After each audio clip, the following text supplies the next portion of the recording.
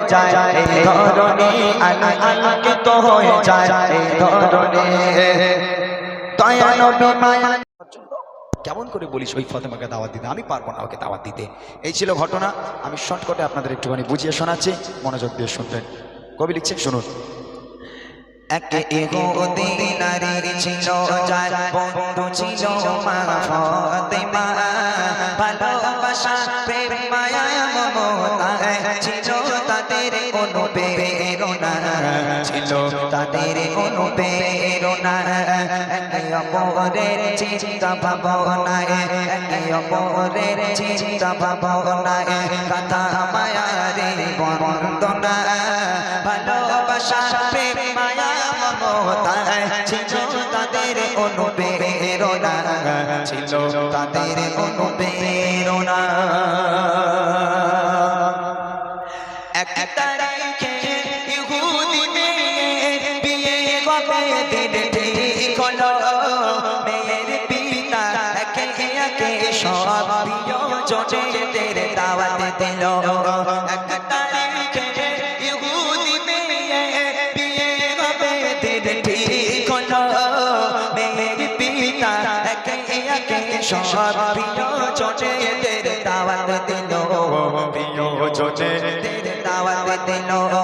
মেয়ে বলে দাওয়াত দিয়ে এসো, মেয়ে বলে দাওয়াত দিয়ে এসো, আমার বান্ধবী ফাতেমা না এলে সে আমার বাড়ি এ বিয়ে আমি করব না, এ বিয়ে আমি করব না।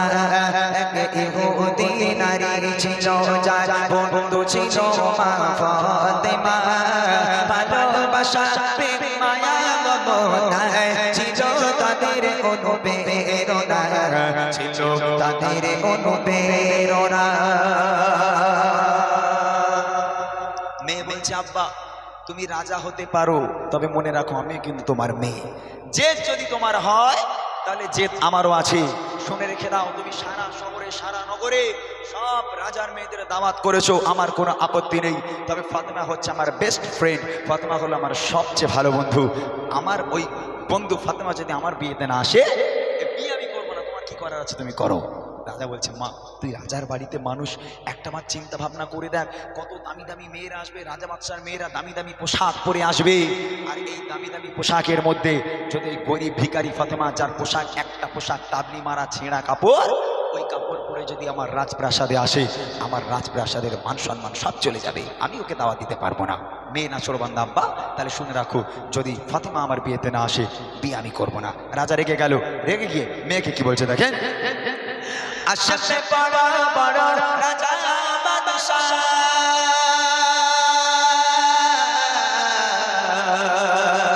আসছে বড় বড় রাজা বাদশাহ, তোমার বিয়েতে আমার বাড়ি গরিব ফাতেমা ছেঁড়া জামা আছে তার কোনো নতুন শাড়ি। আসছে বড় বড় রাজা বাদশাহ, তোমার বিয়েতে আমার বাড়ি গরিব ফাতেমা ছেঁড়া জামা আছে তার কোনো নতুন শাড়ি, আছে তার কোনো নতুন শাড়ি। বাড়ির সম্মান হবে যে কতনা, বাড়ির সম্মান হবে যে কতনা, আসলে গরিব ওই ফাতেমা, সংসার হবে তোমার প্রস্তাব মেনে নিতে আমি পারবো না, মেনে নিতে আমি পারবো না। এক ইহুদি নারী ছিল যার বন্ধু ছিল মা ফাতেমা, ভালোবাসা প্রেম মায়া মমতা ছিল তাদের অনুপ্রেরণা, ছিল তাদের অনুপ্রেরণা। মেয়েদের জেদের কাছে বাপ কোনোদিন পারে? হ্যাঁ, দুনিয়ার বুকে দেখেছেন কোনো মেয়ে জেদ করেছে আর সেইটা পূরণ হয়নি? এরকম হতে পারে জীবনে? হ্যাঁ, মেয়েদের জেদ।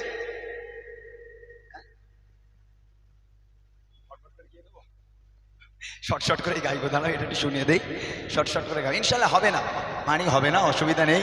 আল্লাহ পাক যদি রহম করে আজ গজল শুনিয়ে বাড়ি যাবো, চাপ নিও না, এখন চাপ নেই। বলেছো 3 দিন থাকবো, বলেছো তো, তাহলে চাপ নিচ্ছ কেন? বসো না চুপ করে। যে কথা বলছিলাম, মেয়েদের জেদের কাছে বাপ কোনোদিনও পারবে না। মেয়ে বলছে আব্বা যদি আমার বান্ধবী ফাতেমা না আসে বিয়ে আমি করবো না। তখন বাপ বলছে ঠিক আছে তোর বান্ধবীকে দাওয়াত করবো, তবে আমার একটা শর্ত আছে। আব্বা কি শর্ত? তোর ওই গরিব ফাতেমাকে বল ওই ফাতেমা যদি রাজার মেয়েদের মতো দামি দামি পোশাক পরে যদি আমার বাড়িতে আসতে পারে তাহলে এন্ট্রি আছে, আর যদি গরিব ফাতেমা ফকিরের হালাতে ভিখারির হালাতে যদি আমার বাড়িতে এসেছে আমি কিন্তু অপমান করে তাড়িয়ে দেবো, বল তোর ফাতেমাকে। তখন ফোন টোন ছিল না, ইউদিনারি চিঠিটিকে পাঠিয়ে দিল, বুবু এই ব্যাপার আগামীকাল আমার বিয়েতে তোমাকে আসতে হবে, তুমি না আসলে বুবু আমি রাগ করবো, বিয়ে করবো না, আসতে হবে। আম্মাজান ফাতেমা তিনি মনে করলেন যে দাওয়াত কবুল করা নবী পাকের সুন্নাত, তানার আব্বাজানের সুন্নাত, অতএব দাওয়াত কবুল করে নিল। সন্ধ্যা নেমে এলো, আম্মাজান ফাতেমা যত রাত হয় নামাজের পাটি ফেলে হাউ হাউ করে কান্না শুরু করে দেয়।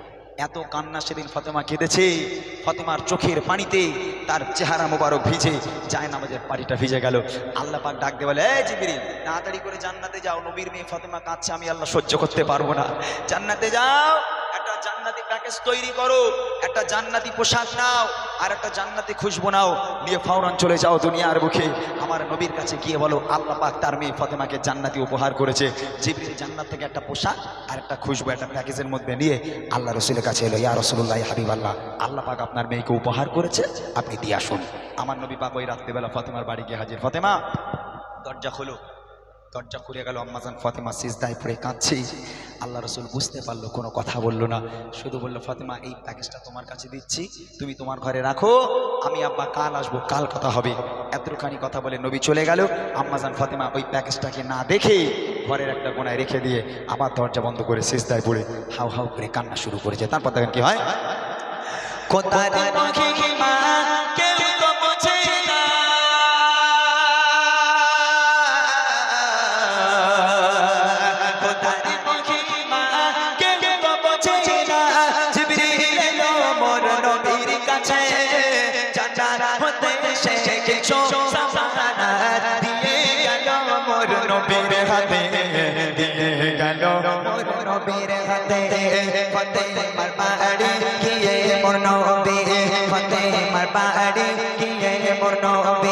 বলছে শোনো ফাতেমা খোদার উপহার তোমার তবে কবুল করো এই নজরানা, কবুল করো এই নজরানা।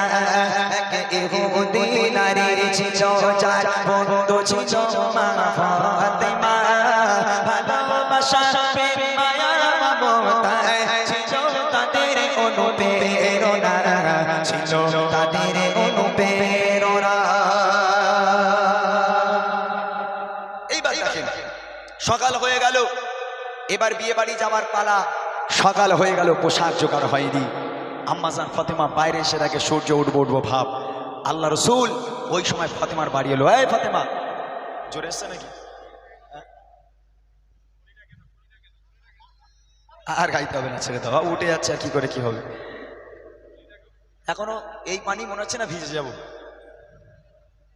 হ্যাঁ এই মতিউরে এসে বলে পানি আছে, কেউ ঘরে ছিল কি হয়েছে? ও এখানে এসে আর পানি এসছে। এই সাদ্দাম ভাই বলো কি গজল শোনে, বলো তাড়াতাড়ি বলো, তাড়াতাড়ি।